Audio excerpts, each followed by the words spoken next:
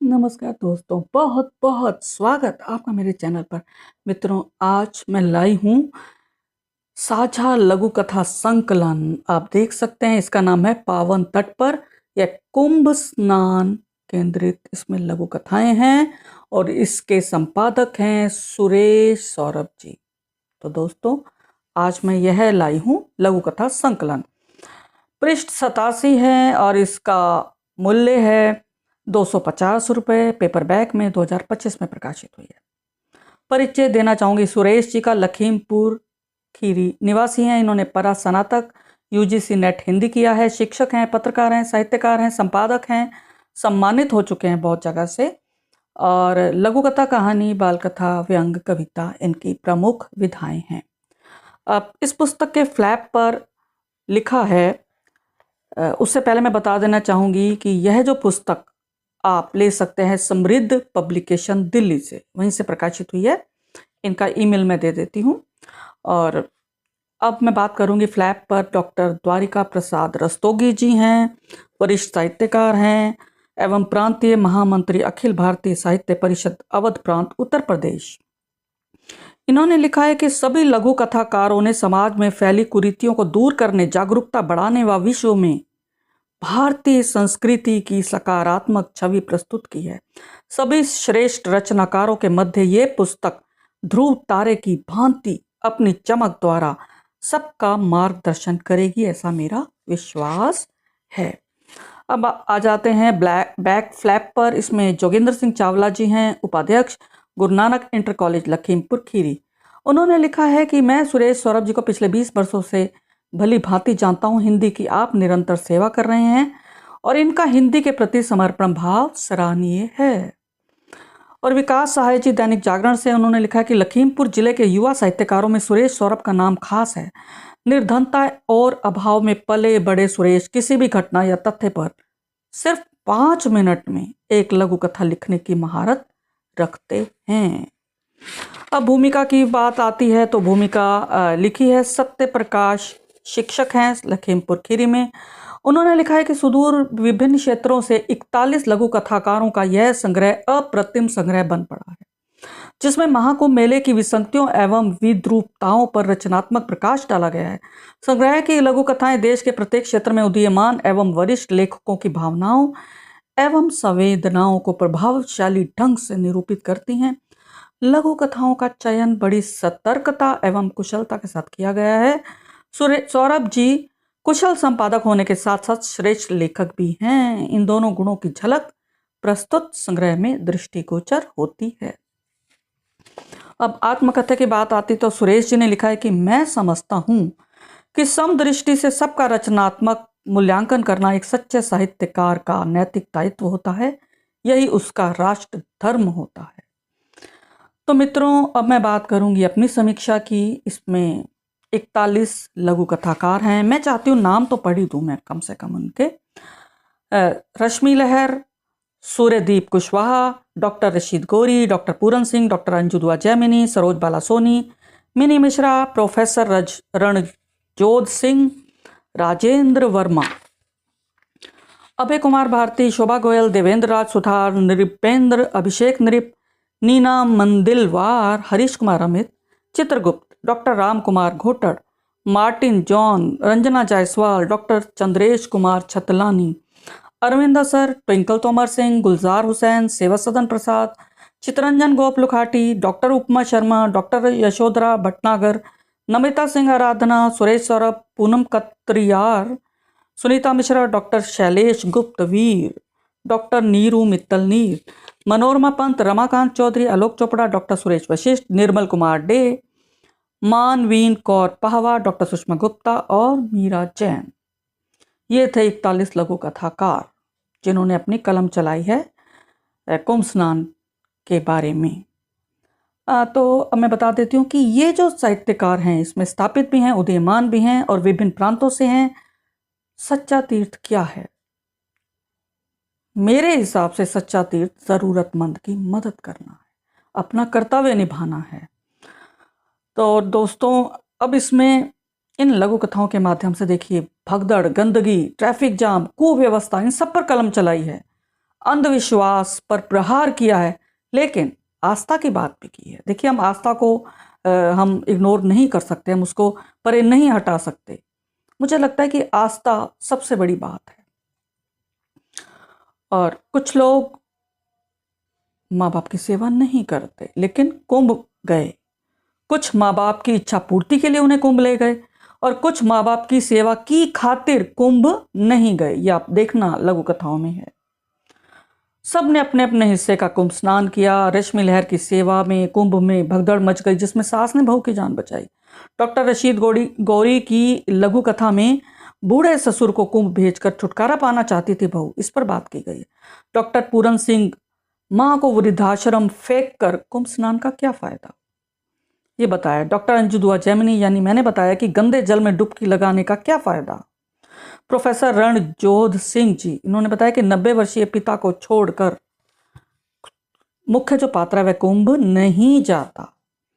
राजेंद्र वर्मा ने बताया कि बीमार पत्नी को छोड़कर पति कुंभ नहीं जाता, नहीं गया वो।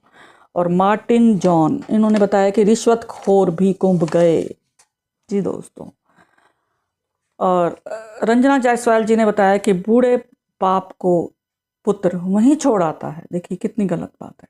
डॉक्टर चंद्रेश कुमार छतलानी जी ने बताया कि अश्लील वीडियो उतारते व्यक्ति का मोबाइल एक साधु छीन लेता है और पानी में फेंक देता है। बहुत बढ़िया किया। डॉक्टर उपमा शर्मा ने बताया कि भूखे बच्चे को प्रसाद की थाली थमा दी गई, कि बच्चे भगवान का रूप हैं। इसमें इसमें मतलब देखिएगा कितनी अलग अलग विचारधाराएं आई हैं इस संकलन के माध्यम से।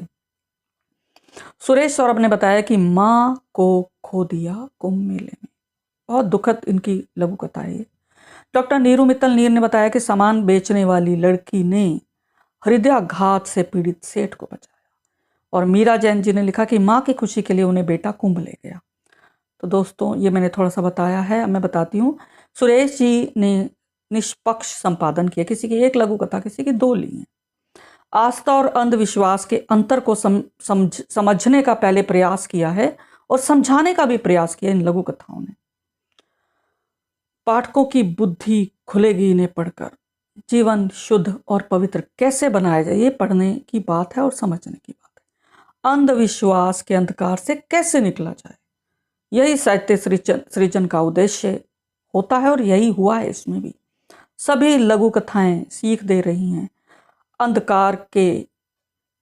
अंधकार से लेकर उससे निकाल के उजाले में ला रही हैं लघु कथाएं। तो मित्रों ये थी समीक्षा। अब मैं पाठ करूंगी, सिर्फ 2 लघु कथाएं काफ़ी रहेंगी। सबसे पहले तो मैं अपनी लघु कथा पढ़ना चाहूँगी, मोक्ष बनाम मुक्ति। ध्यान दीजिएगा। डॉक्टर साहब 4 दिन हो गए मेरो ताप ना उतरो, कभी जाड़ो लगे तो कभी आग भभके, ले आए रिपोर्ट? डॉक्टर साहब ने प्लम्बर मोहित से पूछा। जी साहब लीजो। क्लिनिक में डॉक्टर के सामने बैठे मोहित ने रिपोर्ट उनकी ओर बढ़ाई। डॉक्टर साहब ने रिपोर्ट पढ़ी और पूछा, तुम्हें बुखार पिछले 6-7 दिन से है ना? जी साहब, कॉलोनी की मैडम ने मुझे बुखार की गोली दी थी, वही खाता रहा, पर कोई फायदो न दिखो। ताप चढ़े फिर उतर जावे, फिर चढ़ जावे। तभी तुम्हें खून की जांच कराने को कहा था मैंने। अभी भी उल्टी आ रही है? जी साहब, कभी कभी जी मिचलावे, काम करन में मन न लगे, खूब थकान होवे, पता नहीं के हो गए हो।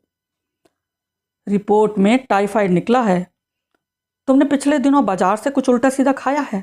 ना साहब, कुछ भी ना, मैं तो घर से टिफिन ले जाया करूं। याद करो, कहीं रास्ते में नल का पानी पिया हो, सड़क किनारे रेडी से गन्ने का जूस पिया हो, कोई और जूस पिया हो? ना जी ना, कछु ना खायो। मैं पिछले हफ्ते शहर में ही ना था, मैं तो कुंभ नहान गया था, प्रयागराज। पूरे 144 साल बाद लगा था कुंभ, महाकुंभ। साहब जी करोड़ों की भीड़ थी, खूब डुबकी लगाई गंगा जी में, तन मन शुद्ध हो गए हो, मारे तो पाप कट गए। जहां तुम नहा रहे थे वहां पानी साफ था? अरे नहीं साहब जी, इतनी पब्लिक थी वहां, हगो मुंह तो सब गंगा जी में। हमरे तो इस जन्म के पाप कट गए और मेरे पीछे मोक्ष मिली जाएगी। अरे भरले मानुस, गंदे पानी की कुछ बूंदे तुम्हारे पेट में चली गई जिससे तुम्हें टाइफाइड हो गया है। अब अगर तुमने सही से अपना इलाज नहीं करवाया ना तो कुछ दिनों में ही तुम्हें मोक्ष मिल जाएगा। जितनी जल्दी हो सके अस्पताल में भर्ती हो जाओ और इलाज करवाओ। डॉक्टर ने रिपोर्ट उसकी ओर बढ़ाते हुए हिदायत दी। हाउस साहब, मोहित ने हाथ जोड़ते हुए कहा। तो दोस्तों, कुंभ नहाने का मतलब ये नहीं कि आप गंदे पानी में नहा लो। तो ये इसकी लघु कथा के माध्यम से मैंने बात कही है। अब मैं सुरेश सौरभ जी की जरूर पढ़ना चाहूंगी। जख्म। पापा, आज फिर पूरे कक्षा में मुझे मास्टर जी ने जलील किया। आखिर मेरी कॉपी किताब कब लाओगे? तो नकते हुए प्रीतम बोला, बेटा क्या बताएं, कोशिश बहुत करता हूँ पर घर की दाल रोटी नहीं उलझा रखा है, मैं उसी में उलझा रहता हूँ। देखो कुछ बच्चे तो जल्दी लाता हूँ तेरी किताबें विताबें। हे भगवान, भगवान किसी को गरीबी ना दे। पापा, हम लोग इतने गरीब क्यों हैं? प्रीतम ने बाल सुलभ जिज्ञासा प्रकट की। बेटा ना पूछो तो अच्छा है, पापा लंबी उबासी लेकर बोले। बताओ ना पापा, बताओ ना, प्रीतम मचल गया। पापा के बरसों पुराने सूख चुके हृदय के जख्म आज फिर से हरे हो गए। बेटा उस समय में मैं तेरे जितना था। पिताजी मेरे प्रदेश में काम करते थे। हम 4 बहन भाइयों को माँ बड़े अच्छे से संभालती थी। पिताजी हर महीने बड़ा अच्छा पैसा भेजते थे, जिससे हमारा परिवार बड़ी खुशहाल जिंदगी जी रहा था। हम भाई बहन बड़े आराम से पढ़ लिख रहे थे। तीज त्योहार छुट्टी में जब कभी पिताजी घर आते तो हमारी खुशी का ठिकाना ना रहता। कहते कहते पापा अटक गए, जैसे एकदम से बत्ती चले जाने पर टेलीविजन फट से बंद हो गया हो। तब प्रीतम ने सुकून से लेटे पापा को फिर कुरेदा। फिर गरीबी कैसे आई? एक पुरोहित जी उस दिन घर में पधारे थे। माँ को अड़गम बड़गम न जाने क्या समझाते हुए बोले, कुंभ का मेला लगा है। 144 साल बाद प्रयागराज में अमृत स्नान का दुर्लभ पुण्य संयोग बना है। दुनिया पुण्य कमा रही है, आप लोग भी जाएं। फिर माँ ने पिता को फोन किया, कुंभ का महत्व बताया। माँ पिताजी को अपने साथ वहां ले जाना चाहती थी, पर पिता ने अपने काम की व्यस्तता बताकर माँ को अकेले जाने की अनुमति दे दी। पिता ने कुंभ जाने के लिए माँ को पैसा भेज दिया। हम छोटे भाई बहनों को माँ ने समझाया, देखो तुम सारे बच्चे हो, वहां भीड़ में खाम का परेशान हो जाओगे, और कहकर हमें रिश्तेदार के घर ठहरा दिया और कहा कि अमृत स्नान का पुनीत पर्व है, मैं 2 दिन में लौट आऊंगी, चिंता ना करना। माँ हमें छोड़कर कुंभ चली गई। उसके साथ गांव के और लोग भी गए, इसलिए हमारे पिताजी और हम सब बहन भाई निश्चिंत थे। लेकिन पर क्या पापा, बताओ ना पापा, आगे क्या हुआ? उठ बैठे पापा, उनके नथुने गुस्से से फूलने लगे। बताओ ना पापा, आगे क्या हुआ? वह आधी रात थी। मेले में अमृत स्नान के लिए हजारों लोग संगम की ओर बढ़ रहे थे। अचानक भगदड़ मच गई। फिर उसी भयावह भगदड़ में कोहराम में आदमी को कुचलते आदमी निकल गए, तमाम मरे घायल। फिर पिताजी ने माँ को फोन मिलाया, फोन बंद। 1-2 दिन बाद माँ नहीं लौटी, न फोन मिला। तब दुखी पिताजी प्रयागराज गए। महीनों तक, सालों तक भटकते रहे, इधर से उधर से जांच मांग, लाखों फूक डाले। सिर पर कर्जा हुआ, पर माँ न जिंदा मिली न मुर्दा। सरकार नहाने वालों का आंकड़ा बता रही थी, पर कितने भगदड़ में मर गए, लापता हो गए, उसका पूरा सही आंकड़ा कभी ना बता सकी। पिताजी का काम धाम छूटा। परदेश से वापस आकर गांव में मजदूरी धतूरी करते रहे, हमारी देखभाल करने लगे, कर्ज के बोझ में। फिर गरीबी आई, ऐसी आई कि हमारी पढ़ाई लिखाई सब छूट गई, सब चौपट। गरीबी ने स्थायी डेरा डाल लिया हमारे घर में, अब तक बनी हुई है। माँ के कुंभ नहाने से यही पुण्य मिला हमें। पापा खामोश। पापा, क्या कुंभ में नहाने से सारे पाप धुल जाते हैं? पापा खामोश। पापा, क्या कुंभ में मरने वाले सीधे भगवान के घर जाते हैं? पापा मौन। पापा, गंगा नहाने से और क्या क्या पुण्य मिलता है? अब बेटा सो जा, मुझे बहुत नींद आ रही है, सुबह जल्दी काम पर जाना है। मुझे बस घर की दाल रोटी के सिवा कुछ नहीं पता। घर की दाल रोटी के सिवा कुछ नहीं पता, कुछ नहीं पता। तो धन्यवाद दोस्तों, फिर मिलेंगे अगली कड़ी के साथ। आपके कमेंट्स का मुझे इंतजार रहता है, और अगर चैनल को अभी तक सब्सक्राइब नहीं किया तुरंत करें, बेल आइकन दबाएं। फिर मिलेंगे अगली कड़ी के साथ। शुक्रिया।